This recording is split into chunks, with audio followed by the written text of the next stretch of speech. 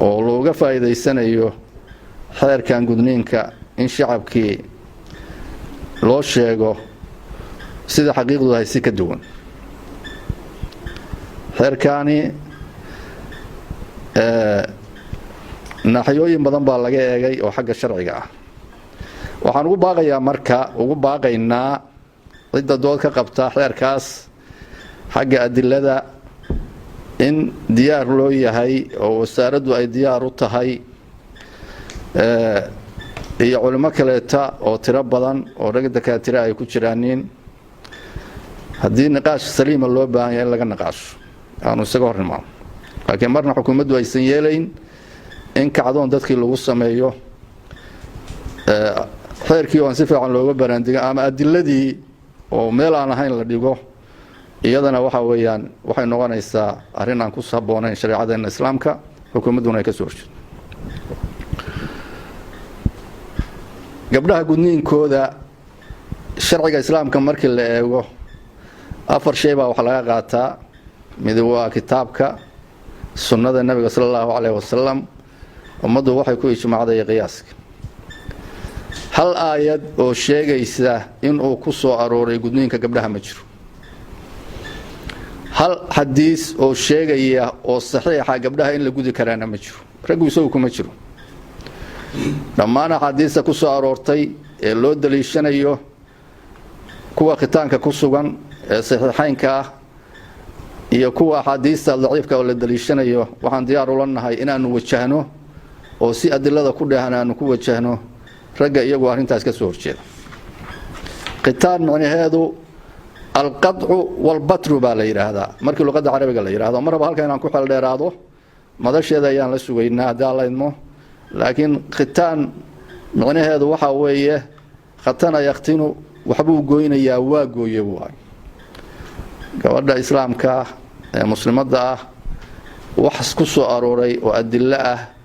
oo min alkitaab والسنة والإجماع إن لجوده ما جرته.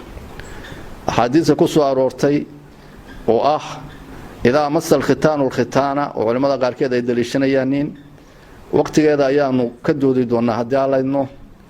لكن ختان كاني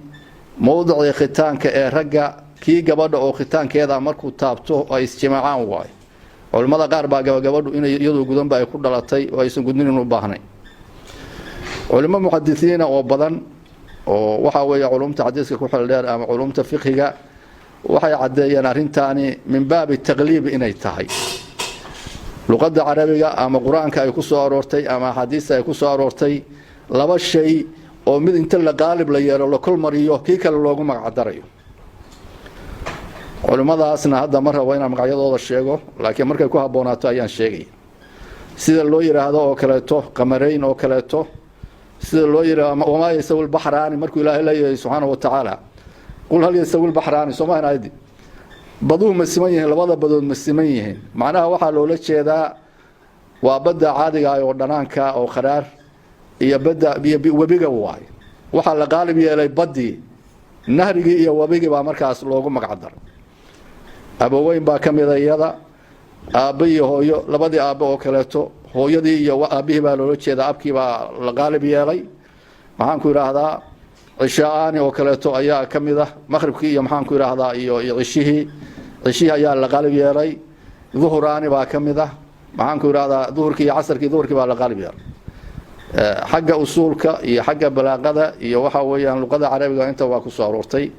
علماء الإسلام كو سدا سيئ يقودوا ديان وإليهن حديث كان معنيس وسدا هو حديث كلته لقودوا ديو وإذا يان علماء قاركيد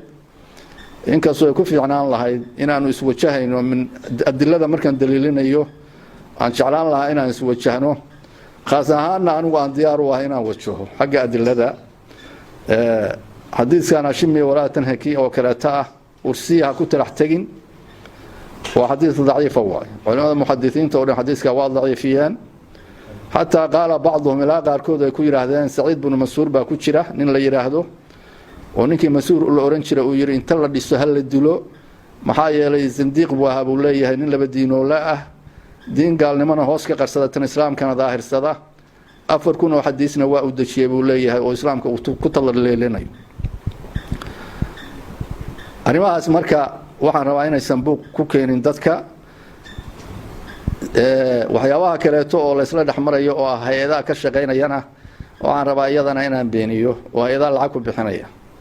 waxa hay'adaha oo lacag ku bixinaysa ma jirto 1990 iyo 1990 anigu markaan mas'aladan ka hadli jiray oo anigu caanka aan ku ahaa reer garow oo dhan ay garanayaan oo aan oran jiray maxaan ku raahdaa gabdhaha sidii ilaahay u abuuray loo daayo marka ma hay'adaha dacmin jiray waxba kama jirto way waxa sax maaha mas'alo hore aan u qabay weeye mas'alo aan waliga aaminsanaa weeye mas'alo xagga adillada aan ugu qancay waay kelmadan sunni baa jira gudniin sunni oo waxa weeyaan maxaan ku yiraahdaa gabdhaha loo sameeyo culimadu iyaguna waxay ka yiraahdaan waa sheegi doonaa waqtigeeda markay ahaato oo waxa weeye hadda ibn mundir oo kaleeto ninkii faqiiha ahaa oo shaafiiciga ahaa oo muhaddithka ahaa oo caanka ahaa oo la yaqiinay waxyaabaha uu ku doodaya waxa kamid ah inuu cadeeyo inaysan jirin wax hadiisa oo sunni ka dhigaya ama waajib ka dhigaya gabadha in la gudo ragga iyo dumarku waa kala baxsan yihiin ragiiba culimada qaar waxay leeyihiin waajib xataa ma ahana waa sunni marka anagu diinta kama marin aqoon baan u leenahay diinta lafteedii ragga hadda meesha jooga oo wasiirada ka maxaa cali faarax waa doctor oo diintii uu yaqaanaa aniga lafteedu diinta waxaan ka aqaanaa hadda raggan hadlaya ama culimadan hadashay badankooda isku wadaadaanu ahayn waxaanu meel ku wada baranay qaarkoodna masaa'ilka markaan ka hadli jiray maba ay joogin wadanka markii aan soo noqday ayaan meesha ugu imi marka waxaan rabnaa inaanu cadeyno aan sheego diintii aniga lafteedu inaan ka marnay oo aqoon aan u leenahay diintii masaladana xag adillo iyo xag sharci aan ugu qanacnay waxaan rabnaa marka dadka inaan la kicin cidii doodaysa ama rabta inay naqaashto calal mala ummadda horteeda xataa ama fagaarayaasha dhexdeeda arinta tan waxaan rabnaa inaanu kala naqaashno oo waxa weeyaan ama culimo diyaar oo ha ahaato oo rag dakaatira ama wasaaradda lafteeda ha ahaato anigu aan ugu horeeyo oo diyaar u ah inaan ahaado ninka ugu horeeya xagga adillada ku wajahaya inaan ahaa hagaynu caalamka aynu soo qaadano wadanka zaakhirka ku ragga fuqahada ama ragga muhaddisiinta caalamul islaami soo maray sacuudiga kamida lagama yaqaano mana gudaanin dumar duwal khaliij oo dhan waa sida duwal shimaal afriqiya oo dhan waa sida gudniinkan waxa geeyay gabdhaha la gudayo dad Afrika ka tagay oo ka haajiro wadamo kale ka tagay ayaa sheegay lagama yaqaano ma waxaanu leenahay marka culimadaasi aqoon ma leh oo meelihii maraajicdii kitaabtii islaamka looga noqonayo taalo culimadii ay joogtay sida sacuudiga oo kale tayo miyaynu waxa loo leenahay rag halka jooga culimadaasi diin ma leh oo waxa ma yaqaanin mise double standard oo waxaan ku yiraahdaa waxa weeyaan isdawaajiya baa waxaynu noqonaysaa oo taan rabana waa qaadanaya taan rabana waa ka tagay masaladan marka waa mas'alo looga baaran digay waa mas'alo aanu ku qanacsanahay adiladeeda waa mas'alo aanu rabno cidii rabta inay ku qanacdo si saliima u naqaashaysa inay maxaan ku yiraahdaa ay u naqaasho aanu diyaar u nahay dadkana waxaan rabnaa inaan dajal lagu kicin oo waxaan jirin aan loo sheegin oo waxa weeyaan نبي عمر بن الخطاب يوها أصحابه يرنهينا عن التكلف آيات القرآن إلهي كلها قل ما أسألكم عليه أجر وما أنا من المتكلفين تكلف وقفك وحل يراهدو أما وحو سنقون الله إنه يسكو كلفه أما ومضح لقله وعلى الرياضة ولا ما أقله قفك السوء علمي قفك علمي بدن باكرة سيدي ينوشي آيات القرآن كينوشيكتي مثلا أنا ومثله كن سقال بقولي أفرتي صوب بلابتي محمد الرشيد والله يا مركي كهليان علماء كريه مركي كهليانين وقت ورايا هاي ما wax konton sano jiray mana aha sida qaarkeed rag ay ku doodayaan oo arin ay dawlad ay hay'ado gaalo iyo gaalo ay wado ma aha oo dadka lagu maran habaabinayo waa mas'alo horeysay weeye mas'alo nabiga sallallahu alayhi wasallam gabdhihiisi inuu guday la sheegin weeye uu san taaban uu san ku boorin asxaabtiisa soo kaleeto waxa weeyaan madaahibta la daliishanayo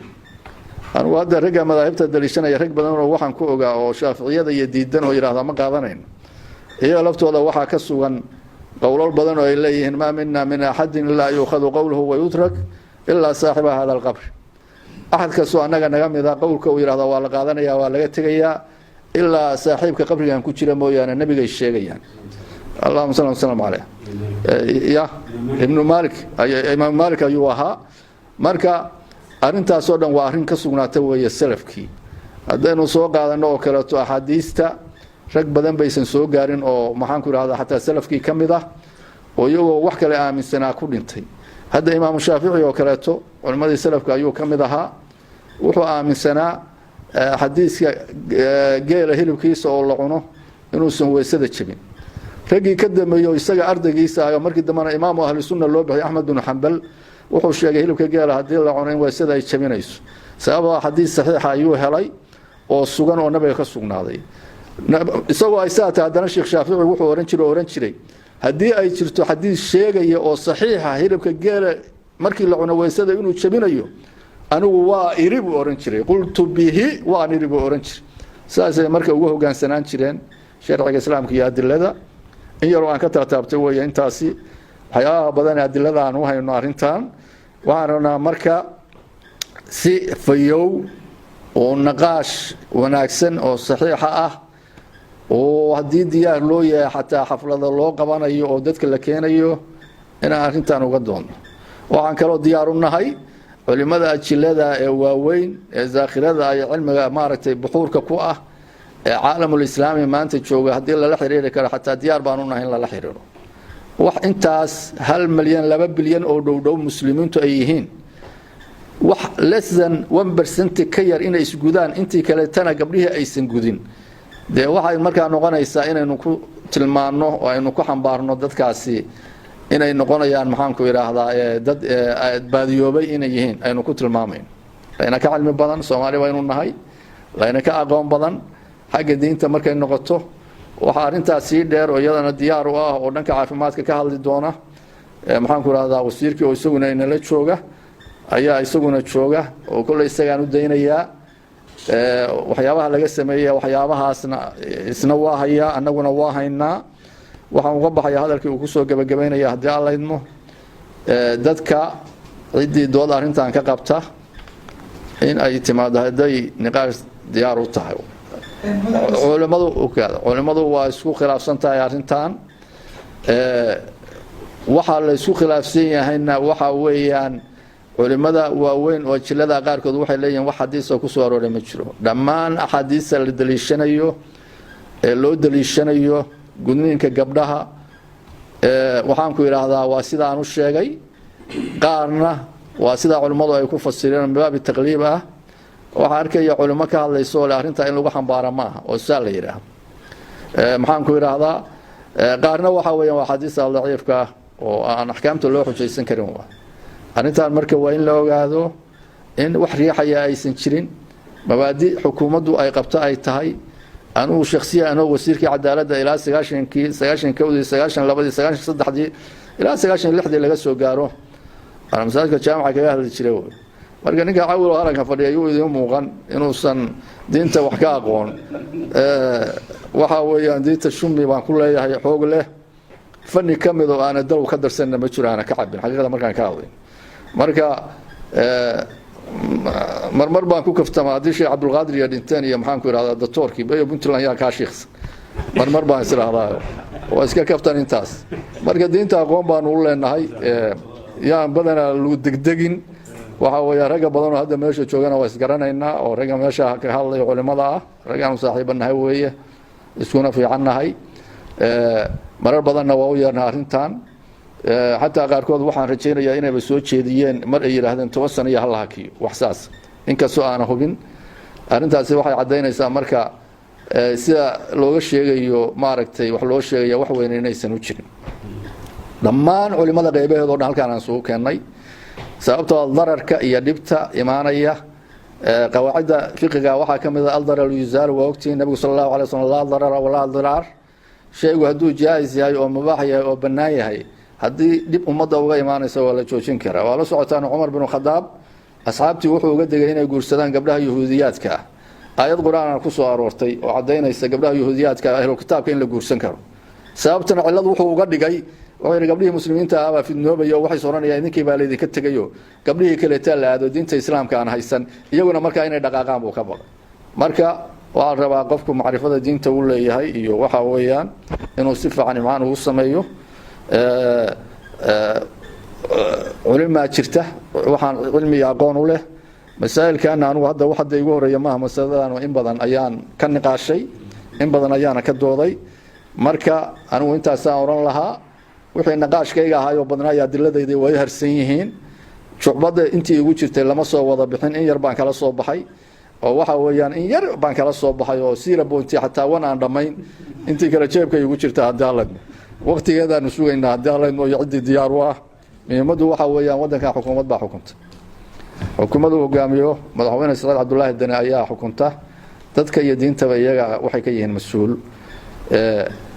wixii masaalix ugu jirtana iyaga ayaa looga dameynayaa wixii shariicada ka hor imaanayana horey uga baaraan degeeno inay ku talaabsadaan iyaga ayaan badooneynba marka arintaasi waa ogtihiin oo Puntland waxyaabo badan baa ku xeeran meelo badan baa campaign ku ka socda meelo badan baa laga soo dhaxlayna ka soo dhaxgalaya waana iska ilaalin waa la socotaan in sanadii la soo dhaafay Puntland waxa laga rabay Jamhuuriyatul Muuz waxa la yiraahdo inay noqoto ama Banana Republic Jamhuuriyadii Muuzga laakiin arinta Ilaahay wuxuu sabab uga dhigay oo inay saarintaas noqon Banana Republic waa madaxweyne Saad Abdullaahi Dani ayaa hortaagnaa xaqada markaan ka hadlayno isaga firework oo aha oo hor istaagay arintaas waaye politically markii la joogana wadanka loo isticmaalo wadankaasi waa Banana Republic waa taqaani originalkeeda eegi mayno laakiin wadankaasi markii cilmiga siyaasadda la yiraahdo Banana Republic waaye macnaheedu waxa weeye wadan la iska banaystay sidii la doono laga yeelo dhaqaalihiisa la boobo cidii la doono la keensado an stable ahaan marka